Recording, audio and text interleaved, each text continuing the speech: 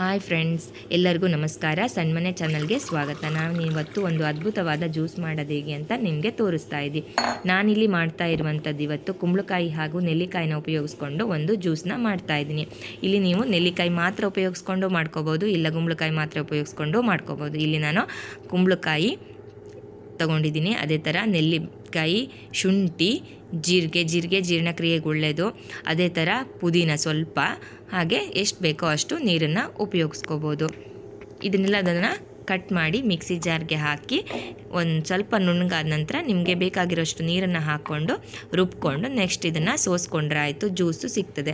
ಇಲ್ಲಾಂದರೆ ನೀವು ಖಾಲಿ ಕುಂಬಳಕಾಯಿನೂ ಮಾಡ್ಕೋಬೋದು, ಇಲ್ಲ ಶುಂಠಿ ಬೇಡ ಅಂದರೆ ಉಪಯೋಗಿಸ್ದೇನೂ ಇರ್ಬೋದು. ಅದೆಲ್ಲ ಯಾವ್ದು ಬೇಕು ಅಂತ ನೋಡ್ಕೊಂಡು ಹಾಕೋಬೋದು. ಖಾಲಿ ಕುಂಬಳಕಾಯಿ ಬೇಕಾದರೂ ಹಾಕ್ಕೊಂಡು ಮಾಡ್ಕೋಬೋದು.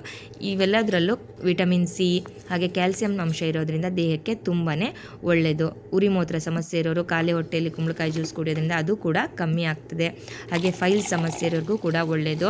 ಗ್ಯಾಸ್ಟ್ರಿಕ್ಕು ಕೂಡ ಇದು ತುಂಬಾ ಒಳ್ಳೆಯದು. ಆದರೆ ಶೀತ ಇರೋರು ಕುಂಬಳಕಾಯಿನ ಉಪಯೋಗಿಸೋ ಮೊದಲು ಸ್ವಲ್ಪ ಬೇಕಿದ್ದರೆ ಕಾಳುಮೆಣಸನ್ನ ಉಪಯೋಗಿಸ್ಬೋದು, ಯಾಕಂದರೆ ಇದು ಕಫ ಆಗುತ್ತೆ, ಅದಕ್ಕೋಸ್ಕರ. ಇಲ್ಲಾಂದರೆ ಈ ಥರ ಜ್ಯೂಸ್ ಮಾಡಿಕೊಂಡು ಉಪಯೋಗಿಸ್ಕೋಬೋದು. ಒಂದು ಸತಿ ಆ ಥರ ತೆಗೆದಾದ್ಮೇಲೆ ಮತ್ತೆ ನೀರು ಹಾಕ್ಕೊಂಡು ಸ್ವಲ್ಪ ರುಬ್ಬಿ ಮತ್ತೆ ಅದನ್ನು ಸೋಸ್ಕೊಂಡ್ರೆ ಮತ್ತೆ ನಿಮಗೆ ಜ್ಯೂಸ್ ಸಿಗುತ್ತೆ.